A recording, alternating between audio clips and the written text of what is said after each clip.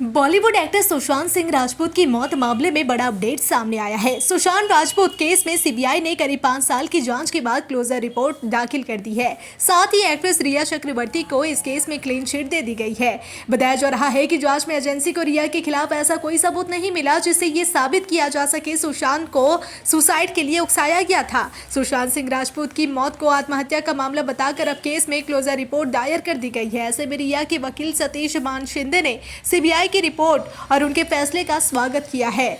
जी हां, रिया के वकील ने एक्ट्रेस को सीबीआई की तरफ से क्लीन चिट मिलने पर अपनी प्रतिक्रिया भी दी है। रिया चक्रवर्ती के वकील सतीश मानशिंद ने कहा कि क्लीन चिट तो मैंने रिया को पहले दिन से ही दी थी, क्योंकि सुशांत सिंह राजपूत की मौत पूरी तरह से सुसाइड थी। उसमें रिया चक्रवर्ती का कोई इन्वॉल्वमेंट नहीं था। रिया सुशांत के घर से 6 दिन पहले ही निकल गई थी। उसके बाद वो सुशांत के कांटेक्ट में नहीं थी। मुझे नहीं पता कि कौन से आधार पर रिया को इस केस में घसीटा गया था, जो नैरेटिव लोगों ने चलाया, जो आज सीबीआई की रिपोर्ट में पता चला है कि वो पूरी तरह से गलत था। रिया चक्रवर्ती पहले दिन से ही बेकसूर थी, इसलिए टाइगर की तरह उन्होंने इस केस को लड़ा है। मैं उनको बंगाल टाइगर बोलता था। मैं रिया को सैल्यूट करता हूं कि उन्होंने इतना कुछ सहन किया। 27 दिन उन्हें जेल जाना पड़ा। मैंने पहले ही दिन से कहा है कि सच की ही जीत होगी।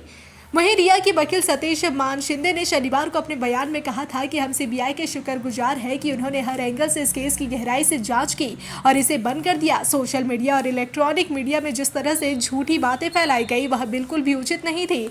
उस समय कोविड के कारण हर कोई टीवी और सोशल मीडिया से चिपका हुआ था। ऐसे में निर्दोष लोगों को मीडिया और जांच अधिकारियों के सामने परेशान किया गया। बता दें कि सीबीआई ने अपनी रिपोर्ट मुंबई की एक विशेष अदालत में दाखिल की है। अब कोर्ट तय करेगा कि इस रिपोर्ट को मंजूरी देनी है या फिर आगे की जांच का आदेश देना है। सुशांत सिंह राजपूत 14 जून 2020 को अपने बांद्रा स्थित फ्लैट में मृत पाए गए थे। उनकी मौत ने पूरे देश में सनसनी फैला दी थी और मामले की जांच मुंबई पुलिस को लेकर सीबीआई तक पहुंची थी। मुंबई के कूपर अस्पताल के लिए पोस्टमार्टम में मौत का कारण दम घुटना बताया गया था। सुशांत के पिता पटना में एफआईआर दर्ज कराए थे, जिसमें उन्होंने एक्ट्रेस रिया चक्रवर्ती और अन्य लोगों पर उनके बेटे को आत्महत्या के लिए उकसाने, आर्थिक धोखाधड़ी और मानसिक उत्पीड़न के आरोप लगाए थे। इसके जवाब में रिया चक्रवर्ती ने भी मुंबई में एक काउंटर शिकायत दर्ज कराई थी, जिसमें सुशांत की बहनों पर फर्जी मेडिकल प्रिस्क्रिप्शन लेने का आरोप लगाया गया था।